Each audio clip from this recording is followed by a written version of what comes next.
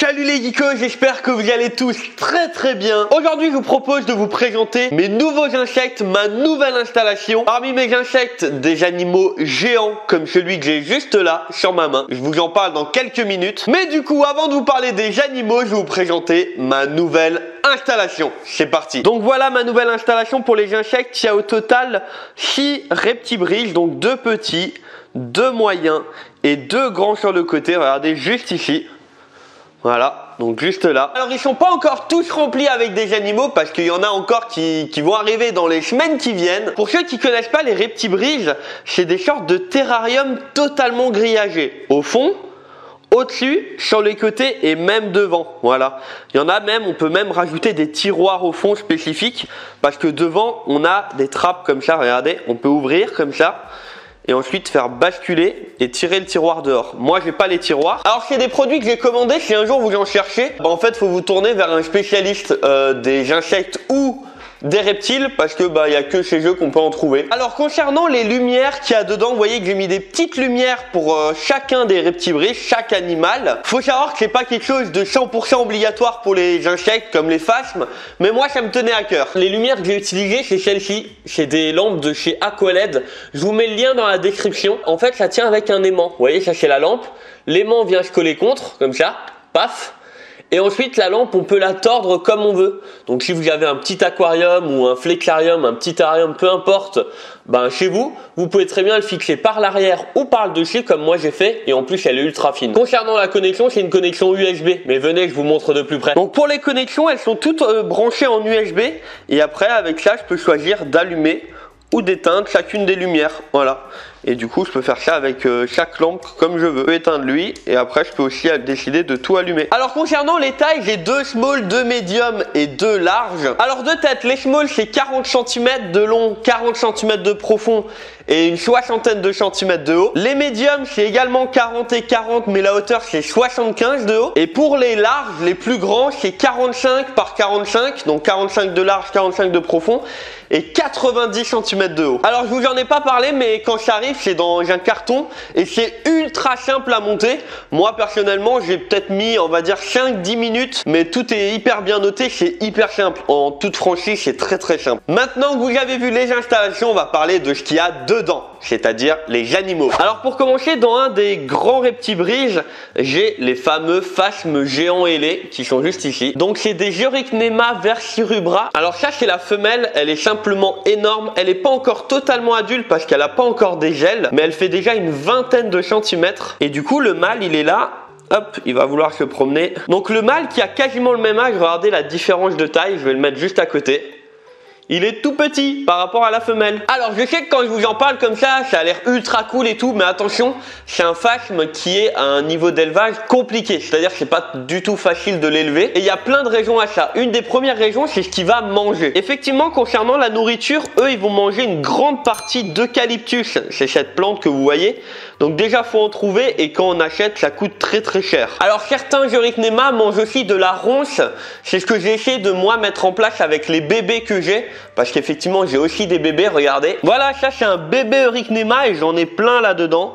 Regardez, il y en a un autre là, pour l'instant c'est flou, mais il est juste ici. Alors pour les bébés, j'ai fait un mélange avec de la ronce et de l'eucalyptus, parce que l'eucalyptus, comme vous pouvez le voir, il adore. D'ailleurs, lui, il est en train d'en manger. J'ai tenté de mettre des ronces parce que si j'arrive à en manger, c'est cool et beaucoup plus facile à trouver que l'eucalyptus. Alors, entre un bébé, comme vous voyez juste là, et le grand phasme que vous avez vu avant, qui est du coup le même animal mais adulte, il y a à peu près 10 mois. Effectivement, pour que ce petit loulou qui a là devienne adulte, ça prend quand même beaucoup de temps. Et c'est d'ailleurs une des raisons pour lesquelles l'élevage de cet insecte-là, de ce phasme-là, est quand même plutôt compliqué. En fait, vu qu'il devient très grand, quand il va devoir changer de peau, il va lui falloir un très grand environnement pour vivre. En fait, un phasme, il va s'accrocher en haut et il va se laisser tomber et laisser fixer son ancienne peau en haut. Mais vu qu'il est très grand, si l'endroit dans lequel il vit n'est pas assez haut, il n'aura pas assez de place pour se laisser tomber et du coup beaucoup de phasmes meurent à cause de ça. On a souvent tendance à se dire ouais bon c'est un phasme, voilà on lui fait un petit endroit,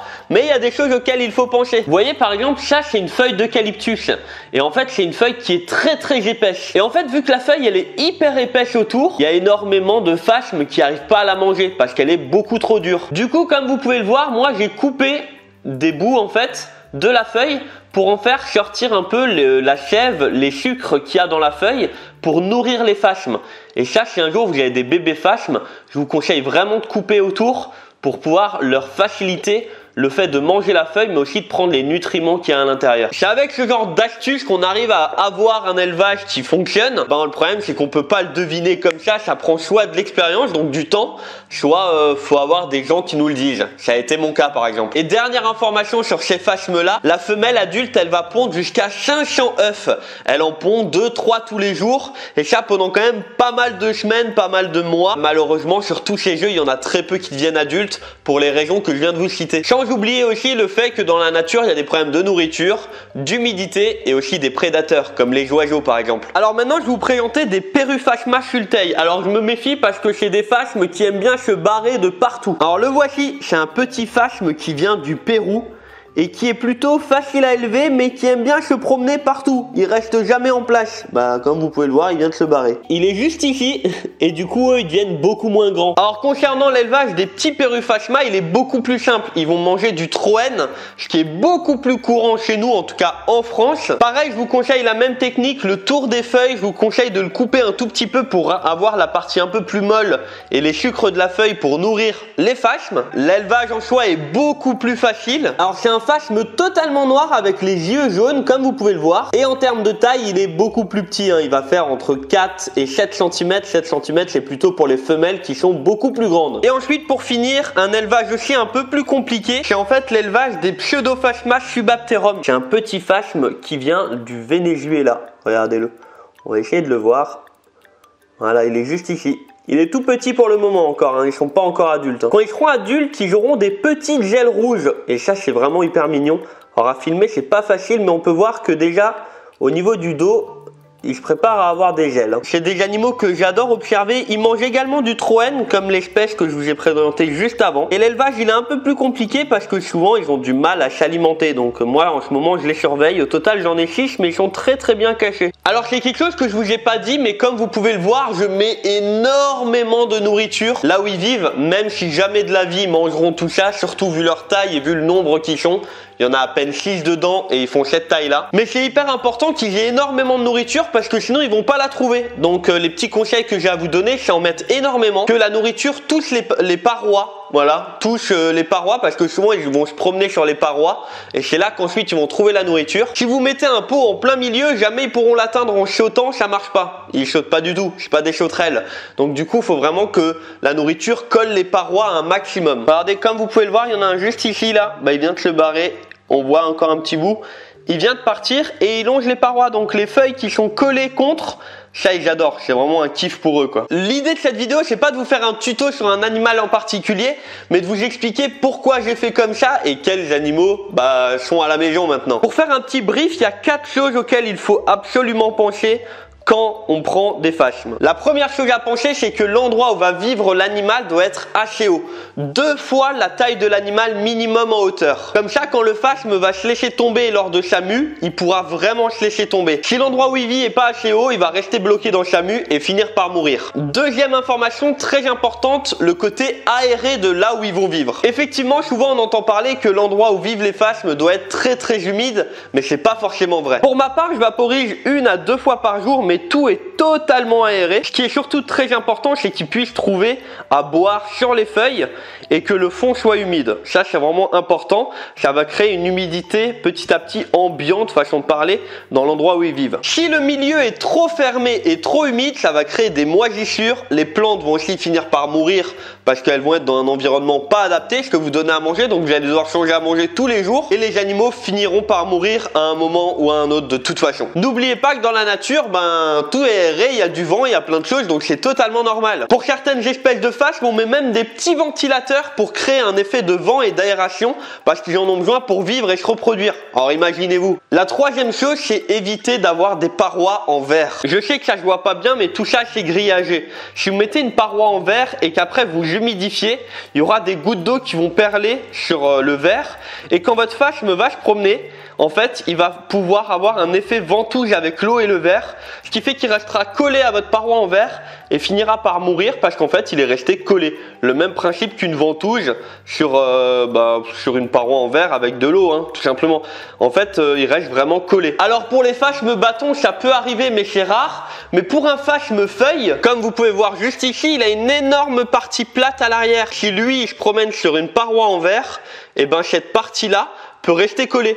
Et là, c'est 100% il meurt. J'ai des petits conseils tout bêtes, mais quand même ultra importants. Et le dernier que je voulais vous donner, c'était concernant la nourriture. Blindé de nourriture. Faut en mettre un maximum. Parce que les phasmes, ils sont pas toujours très fut-fut.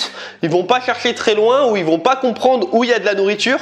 C'est quand ils se promènent qu'ils vont tomber dessus. Donc si l'endroit dans lequel ils vivent, il y a une branche ou deux, ils vont finir par mourir parce qu'ils trouvent pas la nourriture. Alors vous l'avez vu, mais il y a encore des petits reptibriges totalement vides comme celui-ci ou celui-là. Bien évidemment, il y a encore d'autres insectes qui arrivent à la maison et pas que des insectes, hein. Pour ceux qui ont vu mes dernières vidéos, vous êtes au courant, comme quoi il y a plein d'autres bêtes qui arrivent à la maison. Pour beaucoup, c'est des animaux que j'attends depuis des années et maintenant je peux enfin pouvoir les avoir à la maison, donc c'est vraiment trop cool. Et pour celles et ceux qui n'ont pas vu la vidéo de la semaine dernière, elle n'est pas sortie lundi parce que j'étais à la bourre, faut dire la chose comme elle est, j'étais en retard. Elle est sortie mercredi. Donc je vous mets le lien dans la description, c'est une vidéo tuto grenouille et tout.